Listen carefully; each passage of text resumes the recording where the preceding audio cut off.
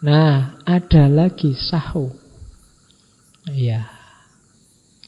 Kalau ini level yang berat sebenarnya bagi seorang sufi. Tadi kan level riyadhah semua, makrifat, musyahadah, macam-macam fana, baqo. Setelah kesadaran Allah ini beres, biasanya memang orang kembali lagi pada kesadaran sebelumnya. Namanya sahu. Kembalinya seorang sufi pada kesadarannya yang awal, setelah sebelumnya mengalami fana. Inilah saatnya untuk hidup yang sebenarnya dengan kebersihan hati hasil fana tadi di tengah masyarakat. Mungkin saatnya dakwah, saatnya menulis, saatnya mengajar, saatnya memberdayakan orang lain. Nah, itu level sahu. Allah mengembalikan sufi kepada keadaannya semula agar dia dapat menjelaskan bukti-bukti dari rahmat Tuhan kepadanya. Inilah saatnya cahayanya ditampakkan pada orang lain. Makanya ada sufi-sufi di sekitar kita yang oleh Allah dibawa ke level ini. Biar kita mengenali keberadaannya, kita bisa terpancar oleh cahayanya, kemudian kita tertarik untuk mengikuti beliau. Cuma ini berat bagi sufi-sufi, itu lebih enak tidak ada yang kenal. Makanya banyak sufi yang kalau dibongkar kesufiannya beliau tidak berkenan. Karena begitu orang tahu dia sufi, akan sangat berat menjaga levelnya, level kedekatannya, level kebersihannya. Jadi kita harus berterima kasih pada para sufi yang mengizinkan dirinya dikenali, sehingga kita bisa belajar dari mereka. Ini perjuangan sangat berat bagi para sufi. Karena kalau tidak ada orang yang tahu, lebih mudah untuk menjaga kebersihan dirinya. Tapi begitu banyak orang yang tahu, dia akan berat. Nah, ini level sahu, makom sahu. Oke, itu ajaran-ajarannya. Jadi kita bisa menggunakan tadi yang di depan untuk alat kita muhasabah. Saya ada bahan satu muhasabah. Hari ini kan banyak orang umroh, banyak orang haji ngantri sampai puluhan tahun. Ini muhasabah untuk teman-teman, siapa tahu ada yang mau umroh, mau ke tanah suci. Satu ketika Imam Junaid ini ada tamu orang yang baru haji. Cuma orang ini galau. Saya itu baru haji, bahkan sebenarnya sudah bolak-balik haji. Tapi kok tidak ada yang berubah dalam hidup saya. Terus Imam Junaid memberi pertanyaan-pertanyaan yang oleh orang itu semuanya dijawab tidak. Itulah sebenarnya kuncinya kenapa hajinya tidak maksimal efeknya untuk kehidupannya. Itu saya ringkas dialognya. Ini muhasabah bagi teman-teman yang mau haji. Yang pertama, pertanyaannya ini. Apakah Anda berjanji akan meninggalkan dosa-dosa saat meninggalkan rumah untuk pergi haji? Orangnya jawab tidak. Nah, yaitu nanti kenapa kok hidupnya tidak berubah meskipun bolak-balik haji. Pertanyaan kedua, saat dalam perjalanan biasanya kan ada transitnya, ini berhenti sebentar. Kalau Indonesia ya paling tidak ada nginepnya lah di asrama haji 1 malam. Apakah saat itu Anda memikirkan tentang usaha untuk mencapai kedekatan dengan Allah? Merancang tidak? Kira-kira nanti kalau di tanah suci saya mau melakukan amal ini untuk bisa lebih dekat dengan Allah. Jawaban orangnya tetap tidak. Saat melakukan ikhram, mengenakan pakaian ikhram dan melepas semua pakaian biasa, ada niat tidak Anda untuk membuang semua perilaku buruk menjadi lebih baik? Tadi sambil nyopot baju, pakai baju ikhram itu, saya biasanya bohong, besok saya tidak akan bohong lagi. Aku biasanya malas, besok aku tidak akan malas lagi. Ada niat itu tidak.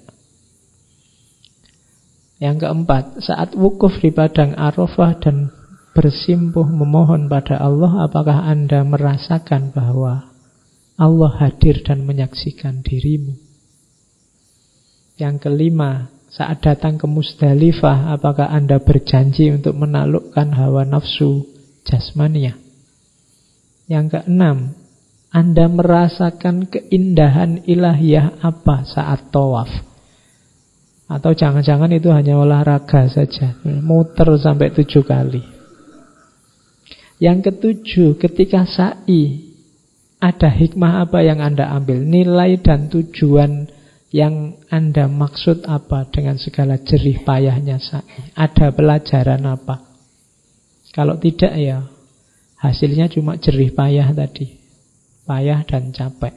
Yang kedelapan, saat Anda berkorban menyembelih hewan, apakah Anda juga mengorbankan nafsu egois untuk menapak jalan Allah? Yang kesembilan terakhir, saat Anda melempar jumroh, apakah Anda bertekad membuang jauh kawan dan nafsu busukmu?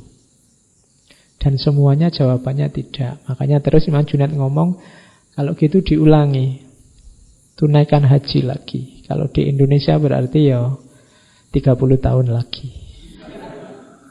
Ya. Tapi kalau umroh ya bolak-balik. Ini contoh muhasabah. Eman-eman, kalau kita kan jauh, bayarnya mahal, ngantrinya panjang. Haji harus membawa efek individual dan sosial. Peningkatan kualitas individual dan juga kualitas sosial di level ruhaniyah. Kalian simpan ini, siapa tahu sebentar lagi ada yang berangkat umroh. Oke, ada beberapa cerita, saya tidak tahu nyampe enggak waktunya.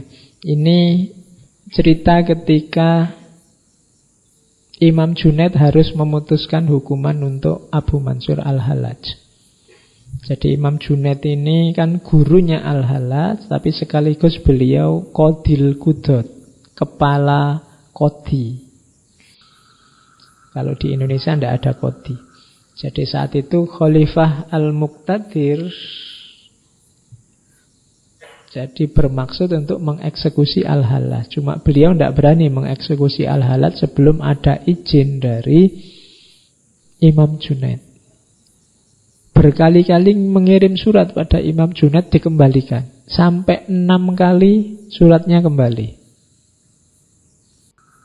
Baru di surat yang ke-7 sambil disertai permohonan yang sangat, karena ini masyarakat sudah sangat resah, kekacauan di mana-mana.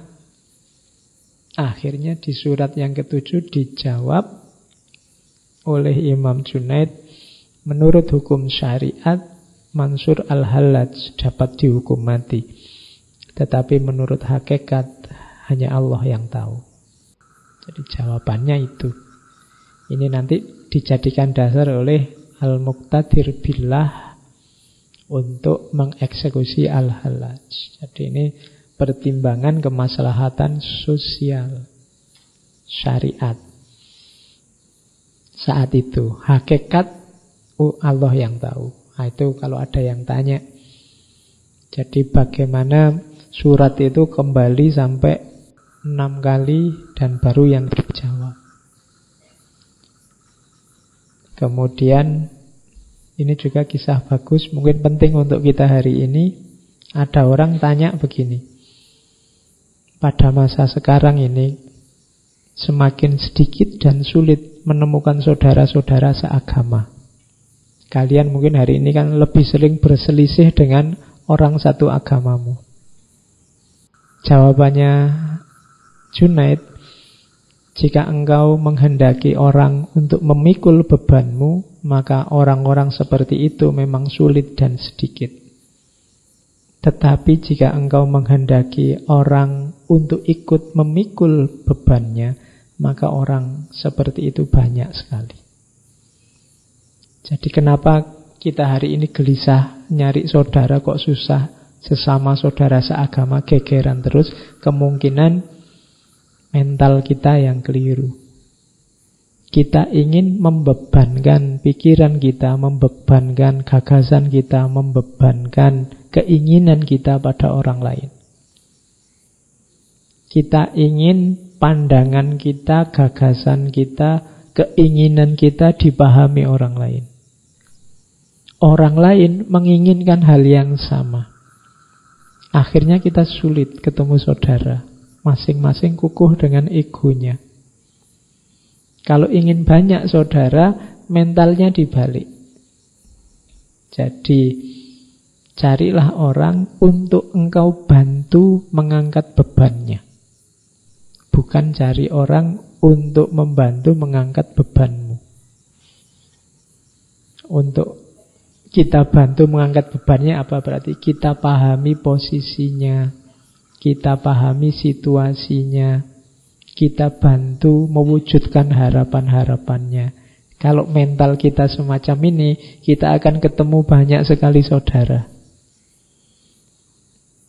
Jadi mental ingin membantu, bukan mental menuntut. Nah, kita kembangkan mental membantu tadi, bukan menuntut. Kalau hanya menuntut, lahirnya pasti konflik, masing-masing menuntut. Oke. Yang lain bisa dibaca sendiri. Ini beberapa quotes bagus. Katanya Imam Junaid, seorang fasik yang berakhlak baik lebih aku cintai daripada seorang qori yang berperilaku buruk. Ini isyarat bahwa akhlak itu penting. Orang yang dosanya banyak, fasik, tapi akhlaknya bagus, itu biasanya memang lebih dicintai orang lain daripada qori, orang yang ngerti agama tapi akhlaknya buruk. Akhlak buruk itu yang dia sebarkan hanya kesulitan, mafsadat, kerusakan. Biasanya kurang dicintai. Makanya kalau bisa qori yang akhlaknya baik. Nah, ini lebih manfaat. Kemudian makan bersama-sama itu ibarat menyusu bagi bayi. Maka lihatlah dengan siapa kalian makan bersama.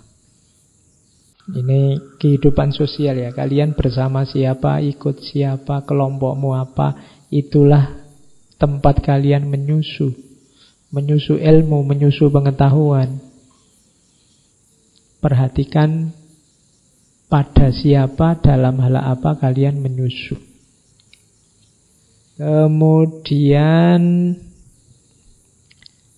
seorang hamba dapat diangkat pada kedudukan yang tinggi di sisi Allah walaupun amal dan ilmunya sedikit. Dengan sebab 4 perkara. Kalau kita merasa amal kita sedikit, kita merasa ilmu kita juga sedikit, kalau ingin derajat kita tinggi, lakukan 4 hal. Murah hati, rendah hati, dermawan, dan berakhlak baik. Ini bisa menyaingi orang-orang yang ilmunya luas dan amalnya juga banyak. Untuk meningkatkan derajat kita. Ada 3 hal bagi orang awam yang dapat menjadi hijab dari Allah. Yang pertama makhluk, yang kedua dunia, yang ketiga nafsu. Tapi kalau orang khawas, hijabnya 3 juga. Yang pertama pamer amal baik, yang kedua mencari pahala, dan yang ketiga pamer nikmat. Jadi saya tidak tahu kita ada di level mana, tapi jangan sampai punya 6-6-nya. Itu kan 3 untuk awam, 3 untuk khawas.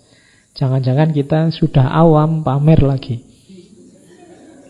Kalau orang khawas ya ada yang dipamerkan. Kalau kita tidak ada yang dipamerkan, tapi ya nekat pamer.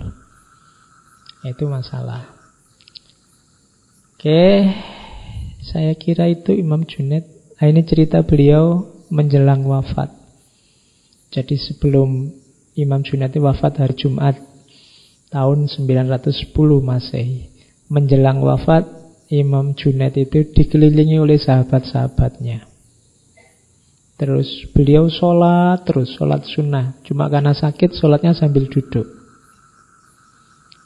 Sampai kakinya tidak bisa digerakkan lagi.